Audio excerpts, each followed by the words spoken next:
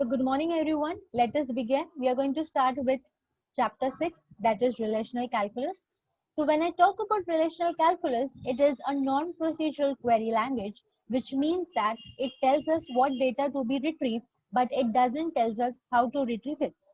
So in non-procedural query language, the user is concerned with the details of how to obtain the end results. So when I talk about relational calculus, it is divided into two parts.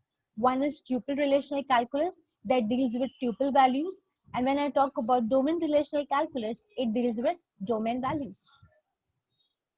So the tuple relational calculus is used to specify or to select the tuples in the relation. In tuple relational calculus, there is a filtering variable that uses the tuples of the relation.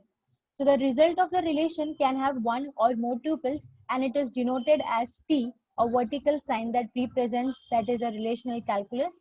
P of T is nothing but the condition over your tuple T, or you can also write it as T, vertical sign that represents relational calculus along with the condition over the tuple. So here in this, you can see T is nothing but the resultant tuples or records. And when I talk about PT, that is nothing but the condition that will use to fetch the records from the table T. So let us take an example. We have a student table here with the fields first name, last name and age.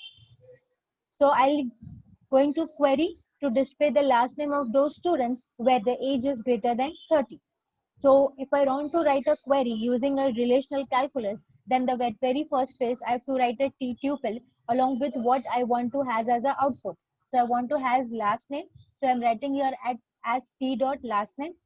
Then I'll use a vertical symbol. What does that T resembles? Or T resembles the student table. And the condition which I'm going to concatenate here is T, that is nothing but the tuple, that is your student table, dot age is nothing but the column into your student table, and the condition is greater than 30. So you can say in this above query that there are two parts which is separated by the vertical symbol. The second part is where we define the condition, and the first part is where we specify the fields which we want to display for the selected tuples. So the resultant query, you can see the last name Singh, because we have this Ajit Singh whose age is 30. Next query is to display all the details of the students where the last name is Singh. So just see here that whenever we want to have all the records from the table, we are just going to write T. So whenever I'm just writing T, it resembles that I want to have all the records from the table. Then there's a vertical sign that divides your selection query from the retrieving from where you want to retrieve it. So the T refers to the student table. Again, we are going to concatenate the condition using an AND operator. So that is T dot last name equals to Singh. So here in this output, you can see we have two entries here with the name Singh with the age 30 and 31. Next, we are moving to the second part, that is domain relational calculus, which is also called as DRC. So in this second form of relation, which is DRC, here the filtering variables are going to use the domain values of the attributes. So in the domain relational calculus, you can use same operators as we used to use in tuple relational, that is your logical connectives like AND, OR and NOT. With that, we can also use two operators as well, that is exist operator and universal quantifiers, which will help you to bind the variables.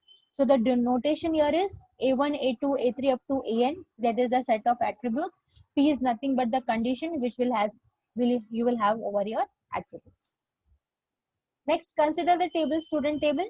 So we have taken the same table which I have taken in tuple relational calculus with the fields first name, last name and age.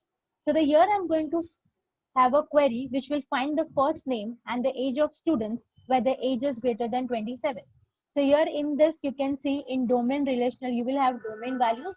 So here in the output I want the values as the first name and age. There is a quantifier which is there exist which is used which checks whether there is a table like a student which have fields first name and age, and there is a condition which is true there where the age is greater than 27. So here we can also use logical operators, that is AND operator, OR operator and NOT operator. So domain relational calculus will always take the domain values, and according to that domain value, it will check whether the table exists or not along with the condition. If it exists, then you can see the output.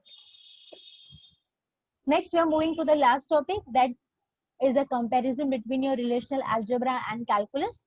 So when I talk about relational algebra and calculus, the very first characteristics is language.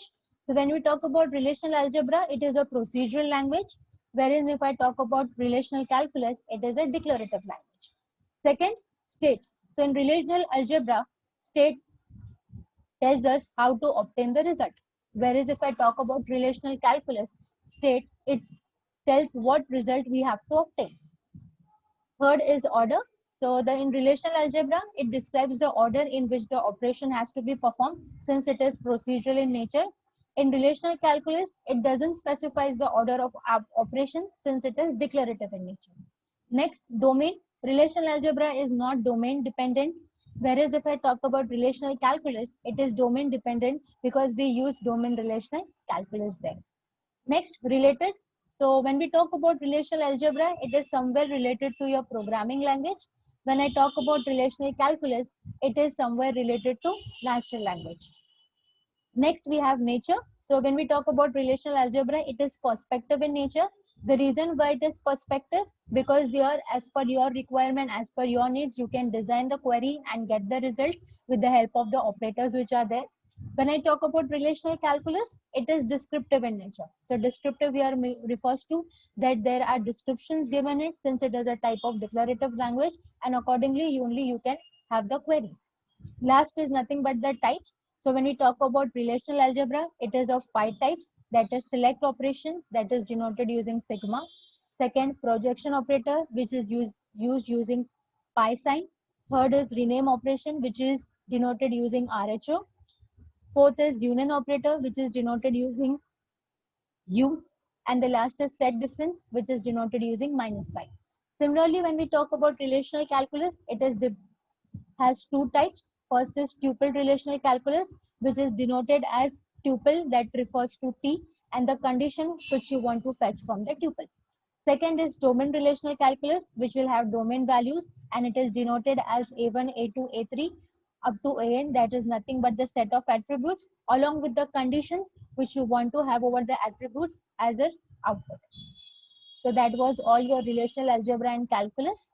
Okay, so that's it for the day. Thank you, everyone.